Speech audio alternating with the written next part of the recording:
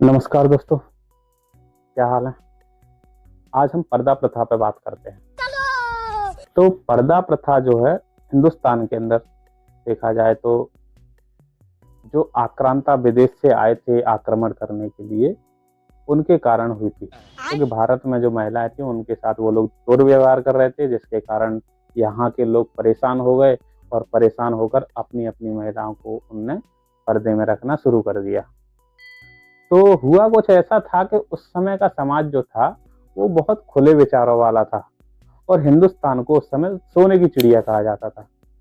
सोने की चिड़िया इसलिए कहा जाता था क्योंकि लोग बाग यहाँ इतने शिक्षित थे, समृद्ध थे और एक दूसरे को समान भाव से देखते थे। महिलाएं भी बाहर काम कर रही थी, पुरुष भी बाहर काम कर रहे थे और एक दूसरे का सम्मान करते थे, अच्छे से रहते थे। यहाँ किसी को कोई समस्या नहीं थी इस प्रकार की कि जैसी आज हम सोचते हैं कि उस समय पिछड़ा हुआ समाज था, ऐसा नहीं था। उस समय बहुत ऊंचा समाज था और लोग वह समझ से काम लेते थे, क्योंकि वेदों का उस समय बहुत प्रचलन था। वैदिक साहित्य लोगों के बीच में था और लोग उसको अच्छे से समझते थे।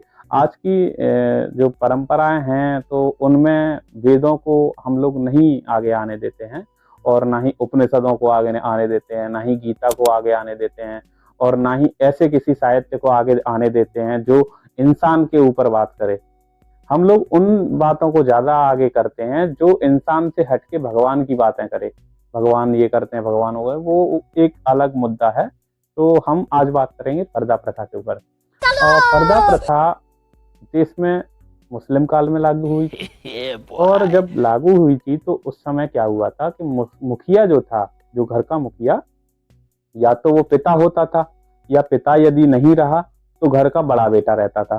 तो जो मुखिया रहते थे उन मुखियाओं ने मिल के आपस में बातचीत की और बातचीत करने के बाद कहा कि मेरे घर की जो महिला है मैं उसकी जिम्मेदारी लेता हूँ, मैं उससे पर्दा करवाऊंगा और समाज को इस आक्रांताओं की दुर्व्यवहारिता से बचाएंगे। खुली आज़ादी का माहौल है और खुली आज़ादी के माहौल में हम यदि उनसे कहेंगे कि तुम अपने चेहरे को ढक लो तो कोई भी महिला आसानी से राजी नहीं होने वाली। तो उन्होंने इसको सम्मान से छोड़ दिया कि एक घर का मुखिया या जेठ, वो आदमी यदि कहेगा अपने घर की बहू से कि बेटा ये जो समय चल रहा है ये समय खराब चल रहा है, लोग बाग हमारे आकर और गलत कर जा रहे हैं, इसलिए हम अपने समाज में इज्जत बचाने के लिए ये काम कर रहे हैं, इसलिए आपसे रिक्वेस्ट है कि आप इस चीज को धारण करें और यदि आप धारण कर लेते हैं तो हमारे समाज में हमारी इज्जत बनी रहेगी। और ये कुछ समय की बात है, जैसे ही ये सब ठीक हो जाएगा हम ये सब बंद कर देंगे। तो ये उस समय लागू कर दिया गया और महिलाओं ने स्वीकार भी कर लिया कि चलो अच्छी बात है, हमारे यहाँ गलत चीजें हो रही हैं कुछ और हमारे जो ज्येष्ठ लोग हैं, बुजुर्ग लोग हैं, वो अच्छे से समझा के बता रहे हैं कि ये ऐसे हम लोग कर सकते हैं और इसका बचाव ये है, तो करना कोई बुरी बात नहीं है। तो उन लोगों ने ये चीज लागू कर दी। लेकिन समय बदलता गया और इस चीज को लोगों ने, जो उस समय की मांग थी, उस मांग से हटके आज परंपरा बना दिया। ये थोड़ी सी गलती हो गई हमसे। आज की डेट में यदि देखा जाए तो वैसे तो हिंदुस्तान में ज़्यादातर शहरों की जो जनसंख्या है उनमें पर्दा नहीं होता है। जो उत्तर भारत का ग्रामीण इलाका है उनमें ही ये सब चलता है। तो मैं चाहता हूँ कि वहाँ भी अगर ये बंद हो सके तो उसके मैं कुछ लाभ बताता हूँ, जिससे ये चीज़ आप क्लियर हो जाएगी कि हाँ ये पर्दा हटना चाहिए। क्या है कि महिलाओं का जो दमन है, आज की डेट में महिलाएं आगे नहीं बढ़ पा रही हैं, उसका सबसे बड़ा कारण है घूंघट।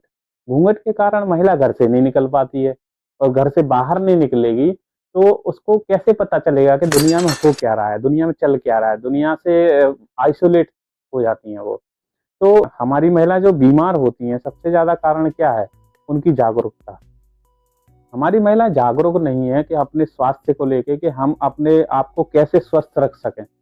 अब यदि हम स्वस्थ रख पाए अपने आप को तो हम, परिवार भी स्वस्थ हो जाएगा, बच्चे भी स्वस्थ हो जाएंगे। तो इसलिए महिलाओं का स्वस्थ होना बहुत जरूरी है। स्वस्थ कैसे होंगे? उनको खेल के प्रति जागरूक करना पड़ेगा। और खेल के प्रति जागरूक कब होंगे?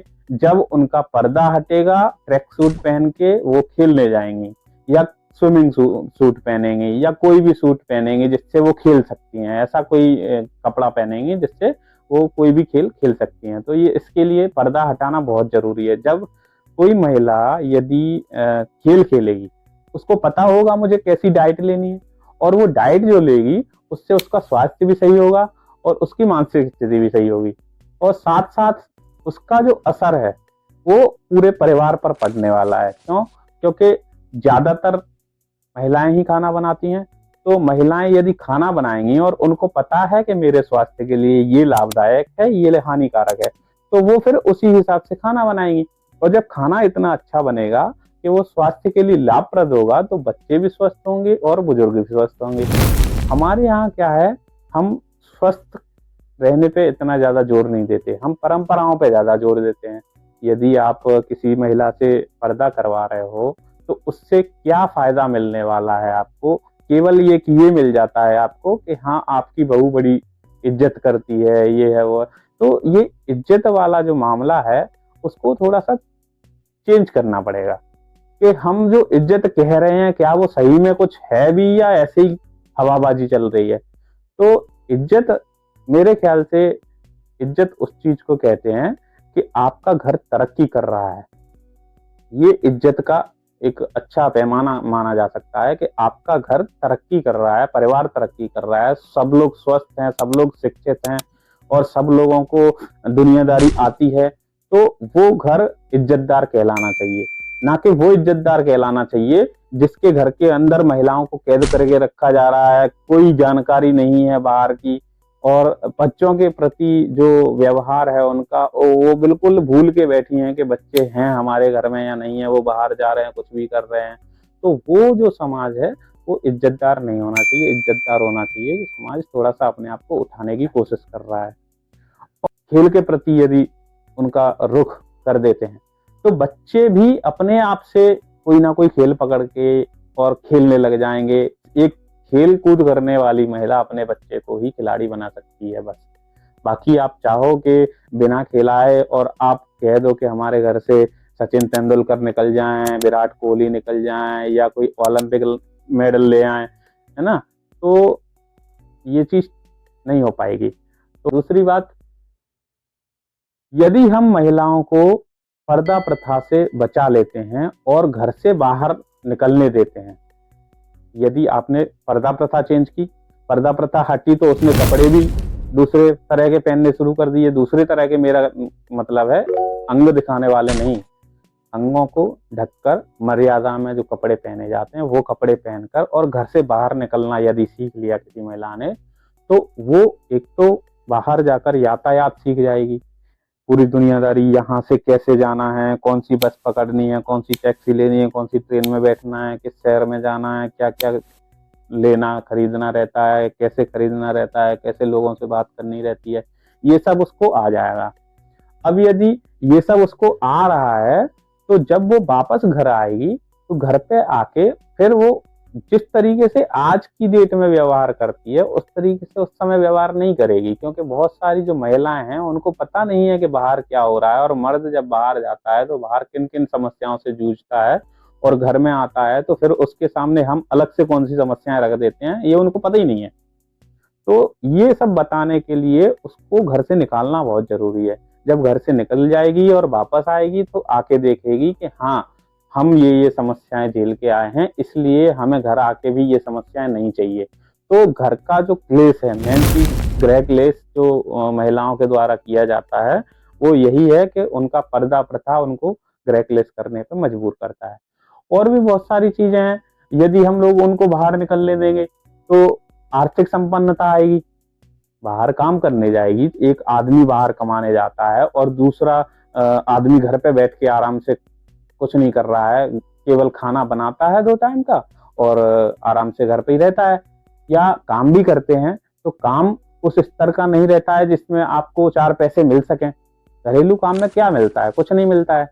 तो यदि एक महिला घर से बाहर जाती है और उसके पास कुछ टैलेंट है, शिक्षा है, कुछ भी है, तो वो आत्मनिर्भर बनती है और बाहर जाके कमा के लाएगी तो घर में आर्थिक संपन्नता आएगी, एक घर मजबूत बनेगा।